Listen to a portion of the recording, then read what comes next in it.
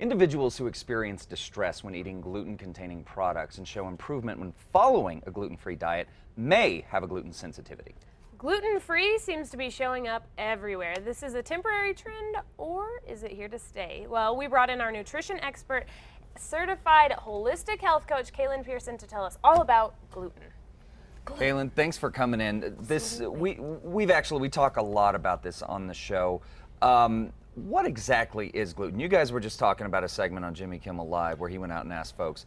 Nobody knows really what it is. People would be like, yeah, I don't eat gluten, and then what is it? And they would have it's a no bad idea. word. So, I don't eat bad words. Exactly. So what is gluten? Yeah. So to make it simple, gluten is the protein that is in wheat. Okay. And what it does is it creates that elasticity in dough.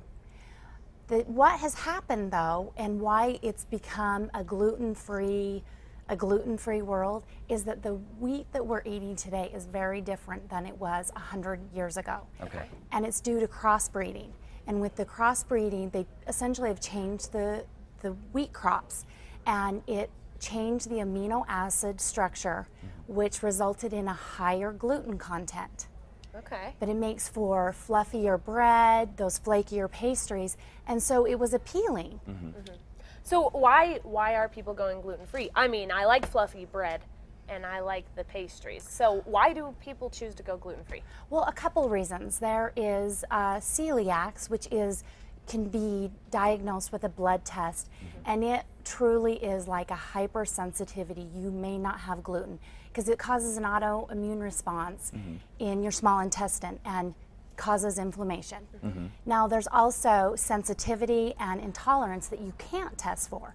So the reason that it's a trend is there's a lot of people that are trying it and having amazing results, because once you're not eating that gluten, and we're eating a lot more gluten products than we were 100 years ago. Okay. So as the consumption has gone up, so have the issues associated with it.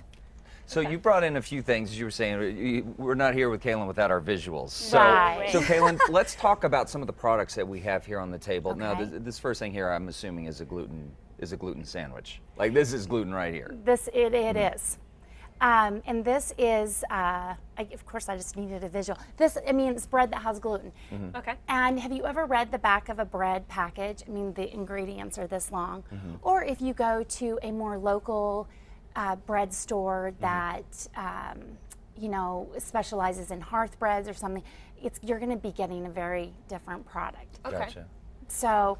And what else did you bring? So Cereal? cereal, and again, processed food. And that's Okay. the point I want to make, that I continually make, is that these things that are causing all of these issues in our bodies are in processed food. Okay. And so we're confused as ever, but I think in a way, as a society, we're almost addicted to the confusion. Like if we don't eat gluten, then we'll eat gluten-free products, but it doesn't necessarily mean that the substitutes for gluten are any healthier. They're still processed, and a lot of times they're twice the cost. Really, yeah. So, and that's what you find with a lot of gluten-free products, is that, a loaf of bread, of gluten-free bread, is like twice the cost of a regular loaf of bread.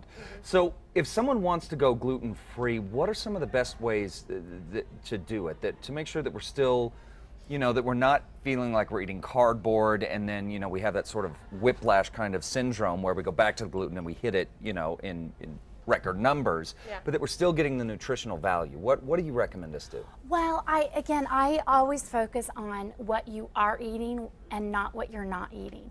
And it really goes back to whole foods. Okay. So it doesn't have to be as dramatic as some people think. Like, there doesn't have to be a one-to-one, I believe.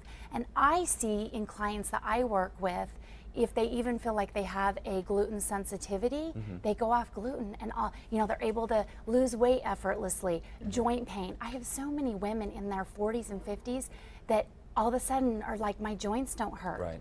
And so I think just eating less gluten is better. Okay. But okay, so gluten, we know that it can be found in breads, cereal, pastas, but soy sauce, can it be, okay, so it's in things that people don't even think about. So if you are trying to kind of go the whole gluten-free route, it's not just giving up bread.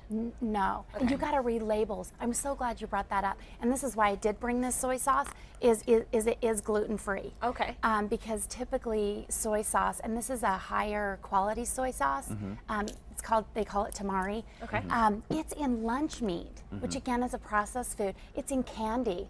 I mean, just read a few labels. Okay. It is. I mean, sometimes I think it's funny when I see something on a package gluten free, and I'm thinking I would have never even thought that Yeah. there Right. would be gluten.